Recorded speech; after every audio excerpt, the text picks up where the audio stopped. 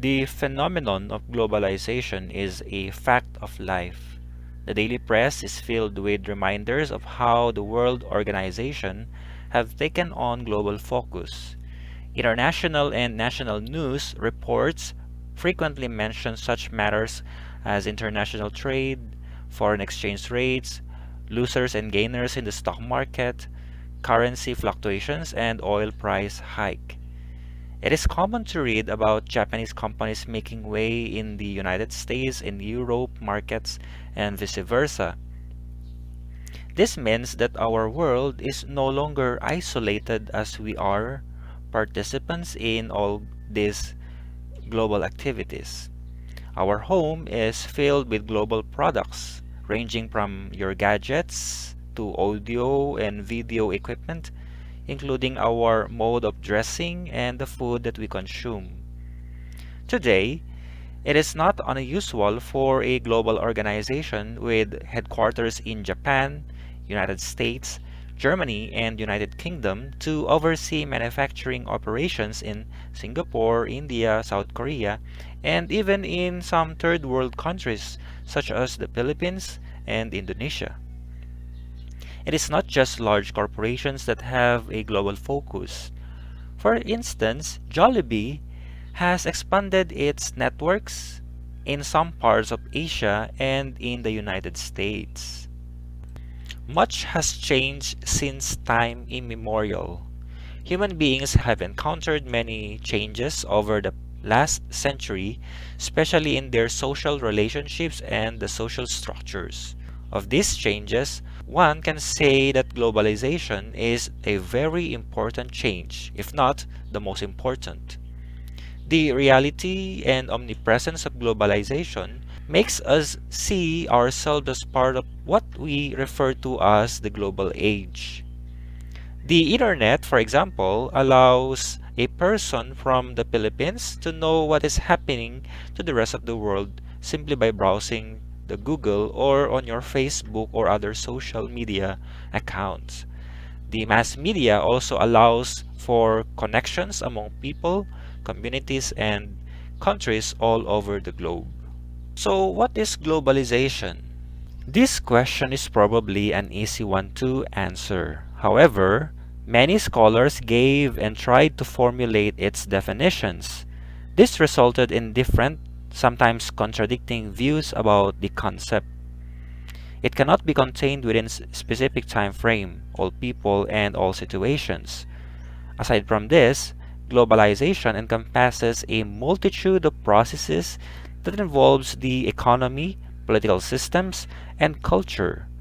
Social structures, therefore, are directly affected by globalization.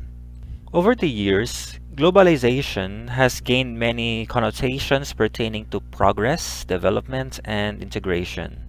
On the other hand, some view globalization as a positive phenomenon. For instance, Swedish journalist Thomas Larsson in 2001 saw globalization as the process of world shrinkage, of distances getting shorter, things moving closer. It pertains to the increasing ease with which somebody on one side of the world can interact to mutual benefit with somebody on the other side of the world. On the other hand, some see it as occurring through with regression, colonialism, and destabilization. In the mid-1990s, Martin Noor, the former president of Third World Network or TWN, in Malaysia once regarded globalization as colonization. So at this point, let us now have a deep dive of what globalization means. Generally, the view on globalization is taken primarily as an economic process. It is usually related to global management and market integration. In the context of economics, it is defined as the recognition by organizations that business must have a global and not local focus. It refers to a new perspective or attitude about relationships with other people in other nations. Economically, It also refers to the unprecedented scope, shape, number, and complexity of business relationships conducted across international boundaries. The term globalization, when first coined by Webster's dictionary in 1961, gained many opinions about it. The definitions in the literature about globalization revealed that globalization could be classified as either broad and inclusive or narrow and exclusive. A definition of OMI in 1992 stated, globalization means the onset of the borderless world.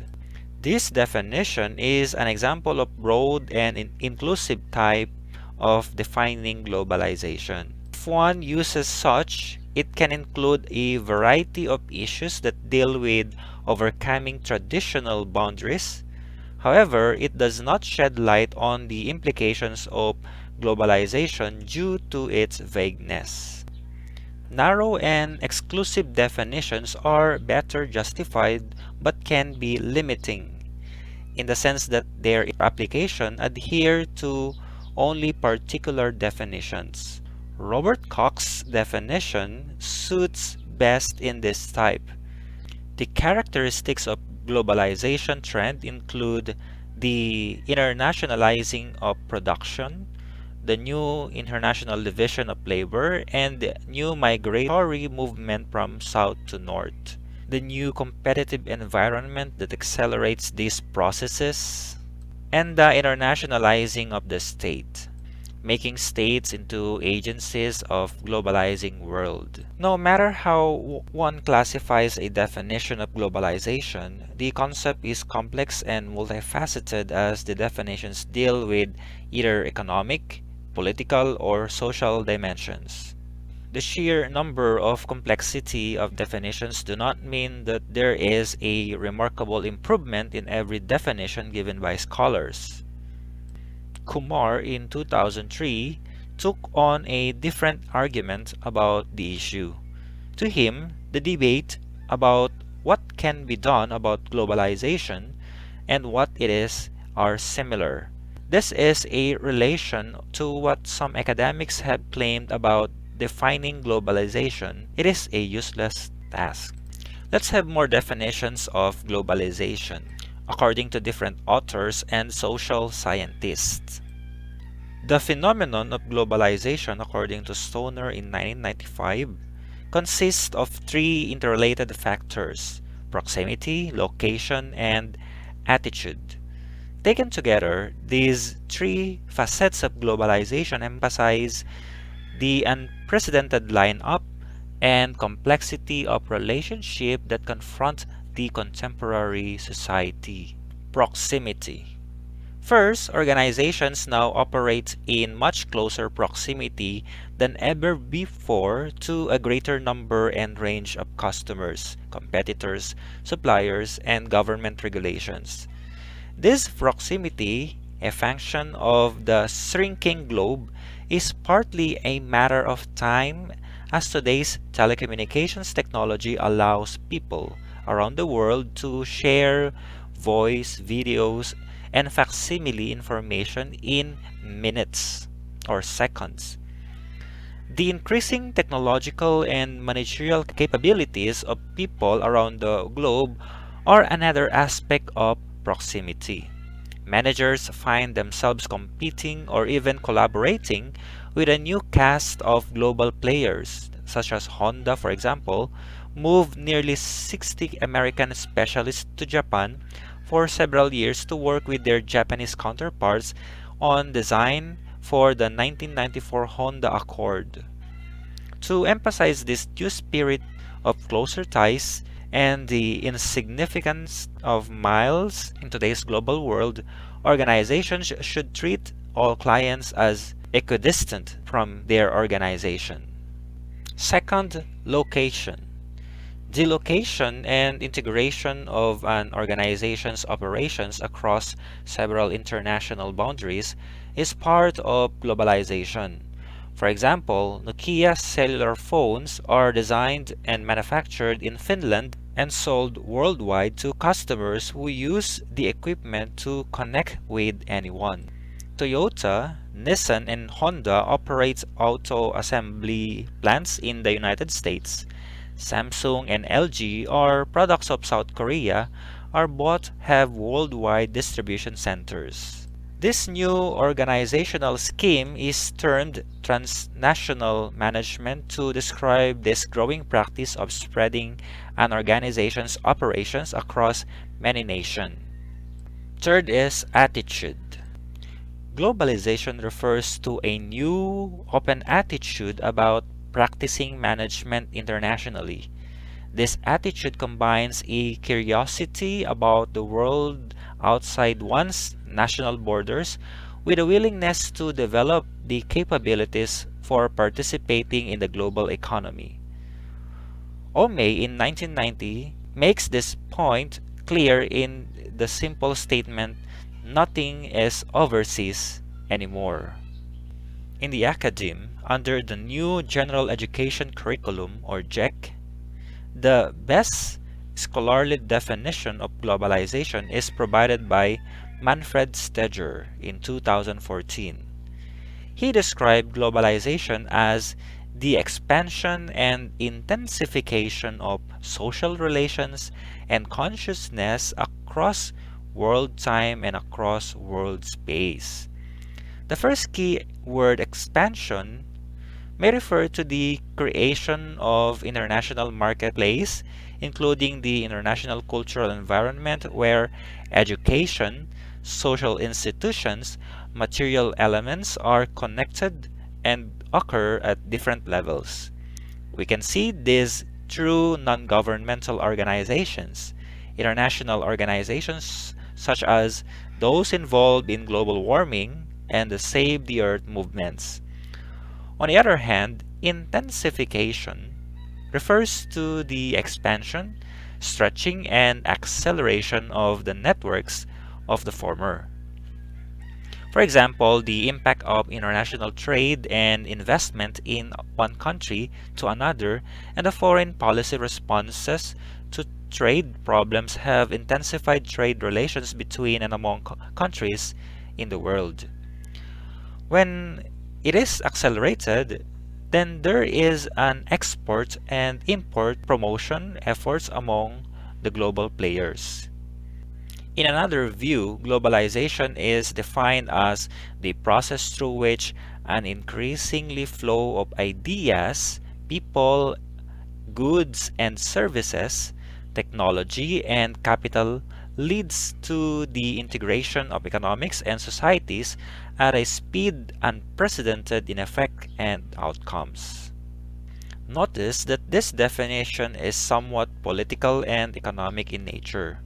Anthropologist Arjun Appadurai, 1996, argues that there are multiple globalizations and it depends on what is being globalized.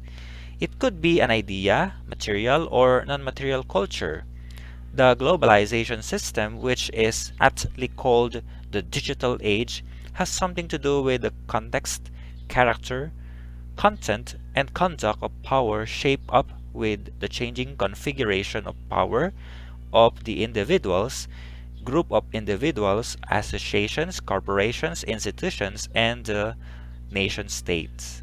Another definition of globalization given by George Ritzer in 2015, it says, globalization is a transplanetary process or a set of processes involving increasing liquidity and the growing multi-directional flows of people, objects, places, and informations, as well as the structures they encountered and create that are barriers to or expedite those flows. Generally, this definition assumes that globalization could bring either or both integration and or fragmentation.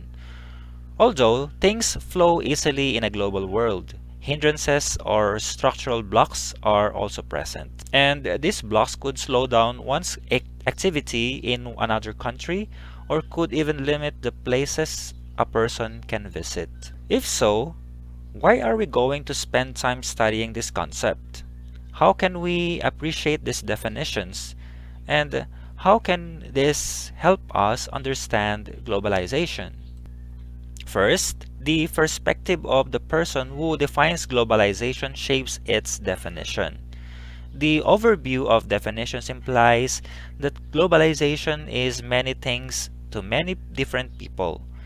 In 1996, Arjun Appadurai said, "Globalization is a word of things that have different speeds, access, points of origin and termination, and varied relationships to institutional structures in different regions, nations, or societies."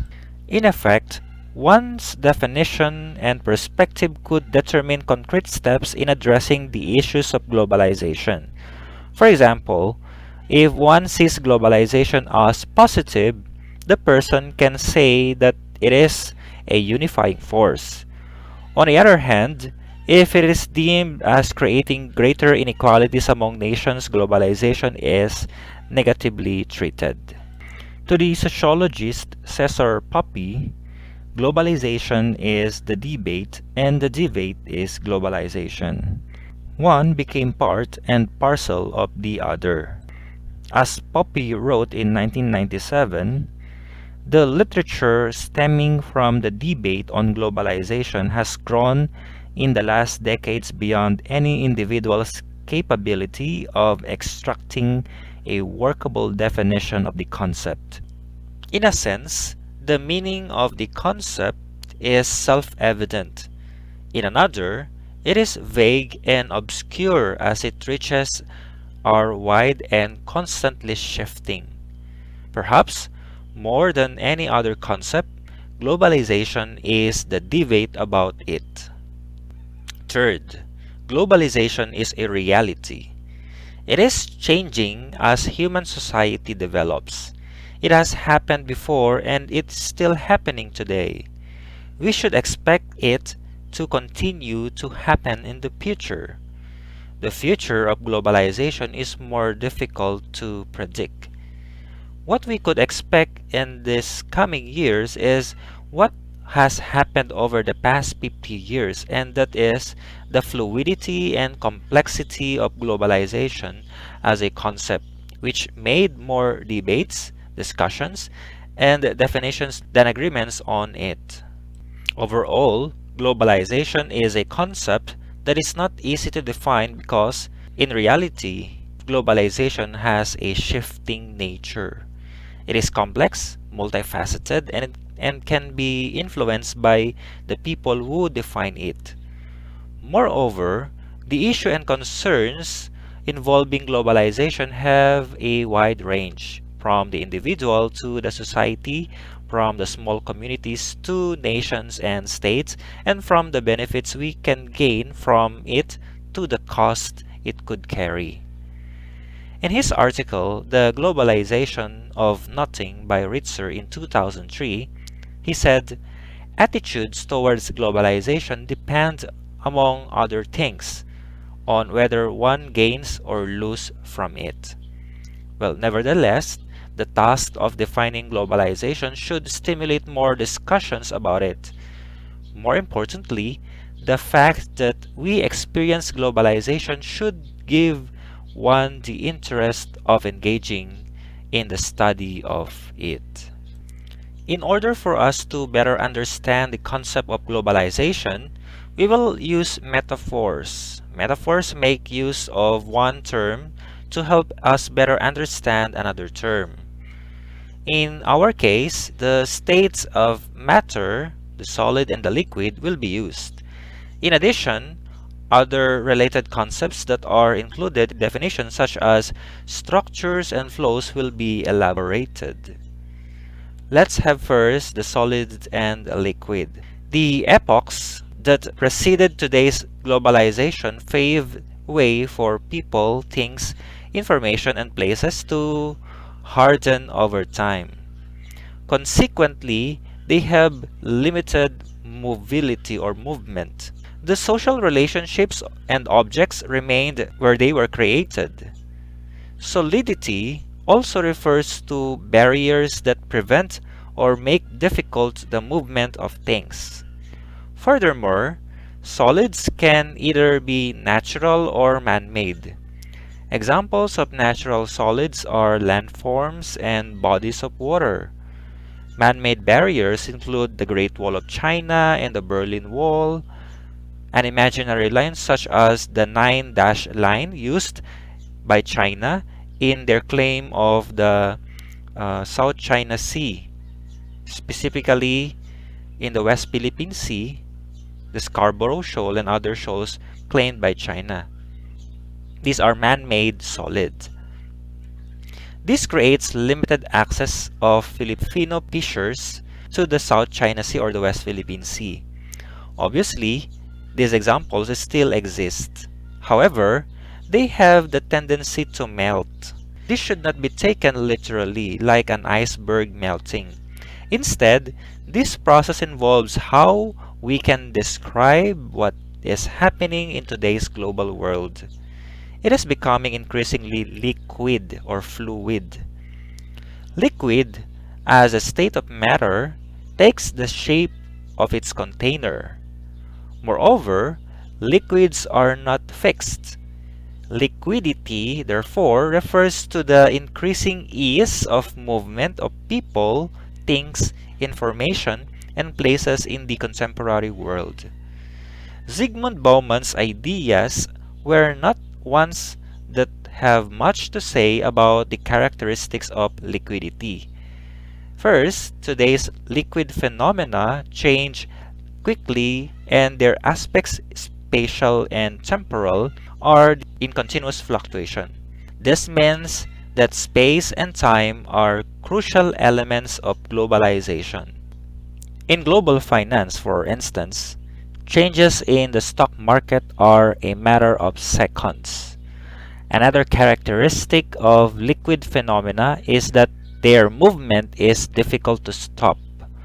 For example, videos uploaded to YouTube or Facebook are unstoppable once they became viral. The so-called internet sensations became famous not only in their homeland but also to the entire world. Finally, the forces, or the liquid ones, made political boundaries more permeable to the flows of people and things. This brings us to what Ritzer regarded as the most important characteristic of liquid. It tends to melt whatever stands in its path, especially solids. The clearest example is the decline, if not death, of the nation state. Liquidity and solidity are in constant interaction. However, liquidity is the one increasing and proliferating today. Therefore, the metaphor that could best describe globalization is liquidity. Liquids do flow, and this idea of flows will be the focus of our discussion in the next. Also, it should be expected that this concept will appear in the succeeding lessons. The literature on globalization makes use of the concept of flows. We have described in the previous discussion the melting process of solid phenomena followed by the increasing in liquidity. It is only logical to discuss the flows of liquid phenomena. Flows are the movement of people, things, places, and information brought by the growing porosity of global limitations. Think of the different foreign cuisines being patronized and consumed by Filipinos. Aside from local dishes, many of us are fond of eating sushi, ramen, hamburger, and French fries, foods introduced to us by foreign cultures. Clearly, foods are being globalized. For sure, some of you have eaten samgyeopsal or the famous Korean kimchi, or some of you have tried soju. During my academic years at the De La Salle University in Manila, together with my classmates, we used to dine around Taft Avenue food hubs and corners such as Singaporean laksa, Korean barbecue, the Japanese ramen, Chinese foods or Peking chicken, or we would order bento in a Tokyo. Here in Isabela, well, I've seen ramen, samgyeopsal, shabu-shabu, and other foreign cuisines around. So see, that's how globalized food and how these food are so marketable to us Filipinos because we are fond of eating. We love to eat. In the global financial system, national borders are porous. This means that a financial crisis in a given country can bring ramifications to other regions of the world. An example of which is the spread of the effect of American financial crisis on Europe in 2008. The following are other kinds of flows that can be observed today. Poor illegal migrants flooding many parts of the world, the virtual flow of legal and illegal information such as blogs and child pornography, respectively, and immigrants receiving ethnic enclaves in host countries. A concrete example is the Filipino communities abroad and the Chinese communities in the Philippines. Before we end this discussion, I want you to ponder on these three questions. The first one, how have you experienced globalization? Second, why is it crucial to emphasize that globalization is uneven? And the third one, what is the difference between globalization and globalism? Part of this lesson is your activity, so I want you to do this activity to test how globalized your home is. First, go to your room and do an inventory of everything you have in your possession. You will find out that most essential among these things in your room are footwear, clothes, computers, if there's any, cell phones, televisions, etc., or even radio if you have. You may also notice books, newspapers, news magazines, and other school supplies that you have. Then, organize your inventory into two types. First, things that are made in the Philippines, and second, those that are foreign brands or made abroad. List the countries of origin of your foreign brand items. Then do the same thing for your kitchen and the living room. This includes, of course, your appliances. If you have questions regarding the topic that we have discussed this day, just put your question on the comment section of this material, or you can personally message me, or you can message me in our group chat.